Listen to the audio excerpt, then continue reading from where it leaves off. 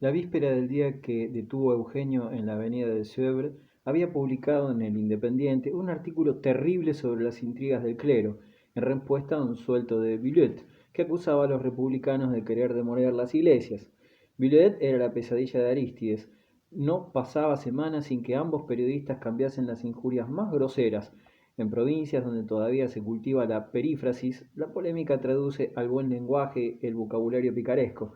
Arístides llamaba a su adversario hermano Judas o servidor de San Antonio, y Violet contestaba galantemente tratando al republicano de monstruo ahito de sangre, cuya innoble proveedora era la guillotina. Para sondear a su hermano, Arístides, que no atrevía a mostrarse inquieto abiertamente, se contentó con preguntarle: ¿Leíste mi artículo de ayer? ¿Qué te parece? Eugenio se encogió ligeramente de hombros y le contestó simplemente: Eres un necio, hermano. Entonces, exclamó el periodista palideciendo, ¿acaso le das la razón a Violet? ¿Crees en el triunfo de Violet? Yo, Violet, iba a añadir, Violet es otro necio como tú. Pero al ver el rostro gesticulante de su hermano, que le miraba ansioso, apoderóse de él una súbita desconfianza y concluyó tranquilamente: No está mal, Violet. Al separarse de su hermano se sintió todavía más perplejo que antes. No cabía duda de que Eugenio se había burlado de él, porque Violet era de lo más torpe que podía imaginarse. Se propuso ser cauto y no comprometerse más aún, con objeto de tener las manos libres si algún día se veía en el caso de ayudar a cualquier otro partido a estrangular a la República. La misma mañana de su marcha, una hora antes de tomar la diligencia, Eugenio llevó a su padre a la alcoba y tuvo con él una larga conversación, que Felicitas trató en vano de escuchar desde el salón. Los dos hombres hablaban en voz baja, como si temiesen que una sola de sus palabras trascendiera al exterior. Cuando al fin salieron de la habitación parecían muy animados. Después de haber abrazado a sus padres, Eugenio, cuya voz era por lo general opaca y lenta, dijo con efusiva vivacidad: ¿Me has comprendido bien, padre? Ahí está nuestra fortuna. Es preciso trabajar con todas nuestras fuerzas en ese sentido. Ten fe en mí. Seguiré tus instrucciones fielmente, respondió Rugón, pero no olvides lo que te he pedido como premio a mis esfuerzos.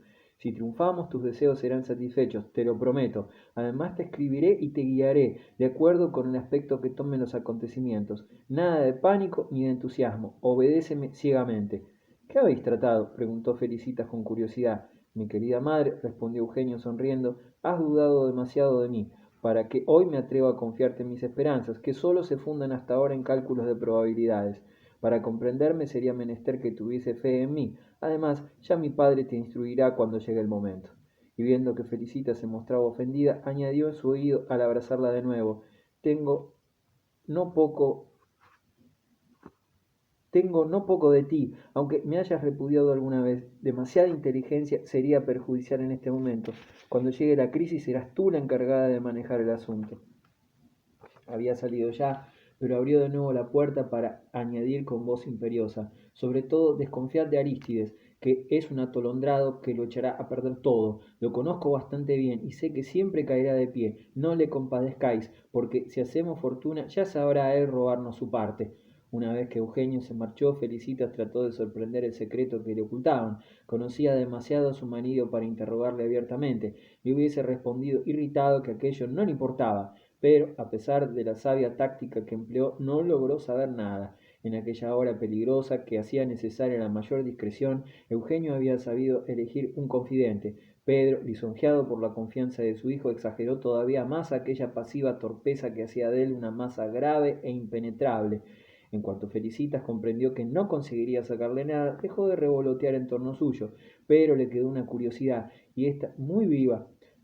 Los dos hombres habían hablado de un precio estipulado por el propio Pedro. ¿De qué podía tratarse? Esto era lo que más interesaba a Felicitas, a quien le importaban muy poco las cuestiones políticas en sí.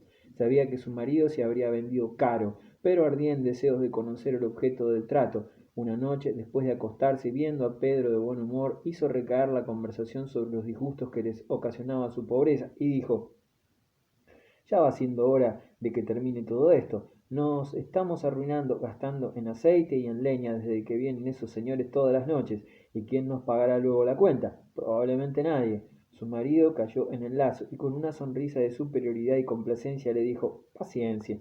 Y añadió con acento malicioso, mirando a su mujer fijamente: ¿Te gustaría ser la mujer de un recaudador de distrito? La alegría enrojeció las mejillas de Felicitas, que se sentó en el lecho palmoteando como un niño, con sus enjutas manos de viejecilla en teca. ¿De veras? ¿Y aquí, en Plassans? Pedro, sin contestar, hizo una señal afirmativa con la cabeza. Gozaba viendo el asombro de su compañera, la cual se ahogaba de emoción. Pero para eso se necesita una fianza enorme, pudo decir al fin. He oído decir que nuestro vecino, el señor Perot, tuvo que depositar en el tesoro 80.000 francos.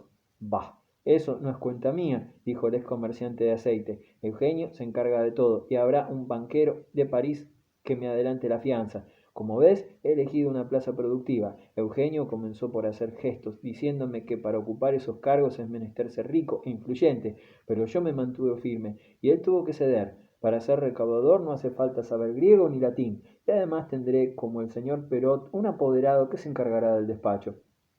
Felicitas le escuchaba extasiada. Adiviné lo que le hacía dudar a nuestro hijo. Aquí no nos quieren, saben que somos pobres y hablarán, pero en los momentos de crisis todo pasa. Eugenio quería que ese cargo se me diese en otra ciudad cualquiera, pero yo me opuse porque quiero quedarme en Plassans. Sí, sí, aquí tenemos que quedarnos, exclamó la anciana. Aquí es donde hemos sufrido y aquí es donde debemos triunfar. ¡Ja! Ya verán todas esas que se pasean por el Mayo con tan emperejiladas y que miran con tanto desdén mis vestiditos de lana. Yo no había pensado en ese cargo porque creí que deseaba ser alcalde. ¿Alcalde? Quite de ahí, un cargo gratuito. También Eugenio me habló de la alcaldía, pero yo le dije, acepto si me aseguras una renta de 15.000 francos.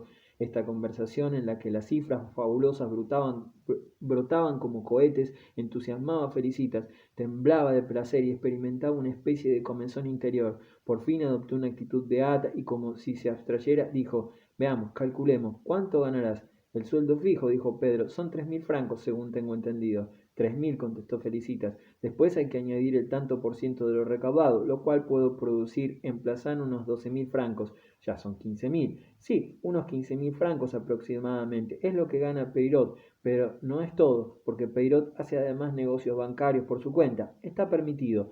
Tal vez yo me arriesgase en cuanto viese que la suerte me favorecía. Entonces calculemos 20.000. 20.000 francos al año, respondió Felicitas, a quien la cifra había dejado pasmada. Pero habrá que pagar lo que nos hayan adelantado, precisó Pedro. No importa, seremos más ricos que muchos de esos señores. ¿Tendrán que partir la breva conmigo, el marqués y los otros? No, no, todo será para nosotros. Y, como Felicitas insistiese, creyó Pedro que trataba de arrancarle su secreto. Entonces, frunciendo el ceño, dijo bruscamente, vamos a dormir, que ya es tarde. Además, eso de hacer cuentas por adelantado puede traernos mala suerte. Y yo no tengo todavía el cargo. Sobre todo, sé discreta. Apagada la lámpara, Felicitas no pudo dormir. Con los ojos cerrados hacía maravillosos castillos en el aire. Los 20.000 francos que iban a tener al año bailaban delante de ella en la sombra una danza diabólica. Se figuraba estar ya viviendo en una hermosa casa de la ciudad nueva, desplegando al mismo lujo de Peirot, dando fiestas y abrumando con su fortuna la ciudad entera. Lo que más halagaba su vanidad era la posición destacada que su marido ocuparía entonces. Él sería quien pagase sus rentas a Granó, a Roudier, a todos aquellos burgueses que ahora iban a su casa como quien va al café para hablar en voz alta y saber las noticias del día. Demasiada cuenta se había dado de la manera desenfadada con que entraban en su salón, lo cual había hecho que les tomase ojeriza. Hasta el mismo marqués, con su irónica cortesía, comenzaba a desagradarla. Triunfar solos, guardar para sí toda la breva, según su expresión, era una venganza que acariciaba amorosamente. Más tarde, cuando todos aquellos groseros personajes se presentasen sombrero en mano en casa del señor recaudador Rugón, podría ella tratarles a su vez como se merecían. Durante toda la noche estuvo dando vueltas a estos pensamientos, y a la mañana siguiente, cuando abrió las persianas, su primera mirada fue para las ventanas del señor Peirot, al otro lado de la calle, y sonrió contemplando las anchas cortinas de damasco que colgaban detrás de las vidrieras.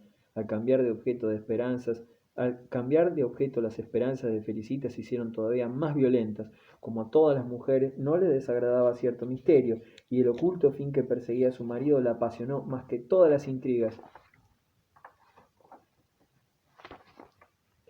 legitimistas del señor de Carnaván. Sin gran sentimiento abandonó los cálculos fundados en el éxito del marqués, desde el momento en que por otros medios afirmaba su marido que podía conseguir aquellos grandes beneficios. Por lo demás, fue admirablemente discreta.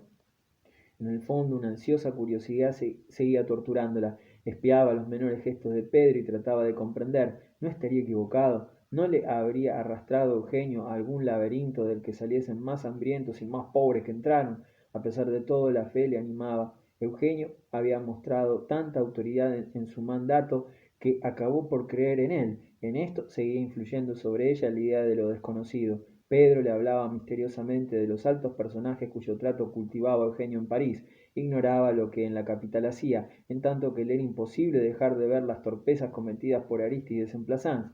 En su propio salón nadie se reprimía para hablar del periodista democrático con la mayor severidad. Granot le llamaba bandido entre dientes y Roudier repetía a Felicitas 2 o 3 veces por semana: su hijo sigue escribiendo atrocidades. Ayer volví a atacar a nuestro amigo Violet con un cinismo irritante. Todos los asistentes del salón hacían coro y el comandante Sicardot hablaba de dar de coscorrones a su yerno. Pedro renegaba de su hijo con toda franqueza. La pobre madre bajaba la cabeza, devorando sus lágrimas. Había momentos en que sentía deseos de estallar y decir a Roudier que su hijo querido, a pesar de sus defectos, valía todavía más que él y los otros juntos. Pero estaba comprometida y no quería perder la posición que tanto trabajo le había costado alcanzar. Viendo cómo la ciudad entera vitupiraba a Arístides, pensaba con desesperación que el infeliz estaba perdido. 2 veces le habló en secreto, suplicándole que volviese a ellos y que no irritase más al Salón Amarillo. Arístides le respondió que ella no entendía nada de esas cosas y que había cometido un gran error al poner a su marido al servicio del marqués. Felicita se vio obligada a abandonarlo, con el firme propósito de obligar a Eugenio, si triunfaba, a partir su presa con el pobre muchacho, que seguía siendo su hijo preferido. Después de la partida del primogénito, Pedro Rubón siguió viviendo en plena acción. Nada pareció haber cambiado en las ideas del famoso Salón Amarillo. Todas las noches seguían acudiendo los mismos hombres para proseguir la misma propaganda en favor de la monarquía, y el dueño de la casa los secundaba y apoyaba con el mismo celo de siempre. Eugenio había salido de Plassans el 1 de mayo. A los pocos días el entusiasmo más vivo reinaba en el Salón Amarillo. Se comentaba en él la carta del presidente de la República, el general Oudinot, en la cual se daba como cosa decidida el sitio de Roma. La carta fue considerada como el triunfo manifiesto, debido a la firme actitud del partido reaccionario. Desde 1848 discutían las cámaras la cuestión romana. Estaba reservado en Bonaparte ir a ahogar una república naciente por medio de una intervención de la cual una Francia libre jamás se hubiera hecho culpable. El marqués declaró que no se podía trabajar mejor por la causa de la legitimidad. Violet escribió un artículo soberbio, y el entusiasmo no tuvo ya límites cuando, un mes más tarde, entró una noche el comandante Sicardot en casa de los Rougon, anunciando a los reunidos que el ejército francés se estaba batiendo junto a los muros de Roma. Mientras todo el mundo profería exclamaciones de júbilo, él fue a estrechar la mano de Pedro de una manera significativa. Después, no bien se sentó, comenzó un elogio del presidente de la República, diciendo que era el único hombre que podía salvar a Francia de la anarquía. Pues que la salve cuanto antes, interrumpió el marqués, y que comprenda después cuál es su deber entregándola a manos de sus dueños legítimos. Pedro fingió aprobar vivamente esta hermosa respuesta, y luego de haber dado así pruebas de ardiente realismo, se atrevía a decir que el príncipe Luis Bonaparte merecía sus simpatías en aquel asunto. Entre él y el comandante cruzáronse entonces varias frases entrecortadas en alabanza de las excelentes intenciones del presidente, y que se hubiese dicho que estaban convenidas y estudiadas de antemano. Por primera vez el bonapartismo entraba francamente en el Salón Amarillo. Por otra parte, desde las elecciones del 10 de diciembre, el príncipe iba siendo tratado en él con cierta benevolencia. Se le prefería 1000 veces a Cavaignac, y a toda la pandilla reaccionaria había votado por él, pero se le consideraba más como un cómplice que como un amigo, y hasta se llegaba a desconfiar de dicho cómplice, a quien se comenzaba a acusar de querer comerse él solo las castañas, después de haberlas sacado del fuego. Aquella noche, sin embargo, gracias a la campaña de Roma, se escucharon con benevolencia los elogios de Pedro y del comandante.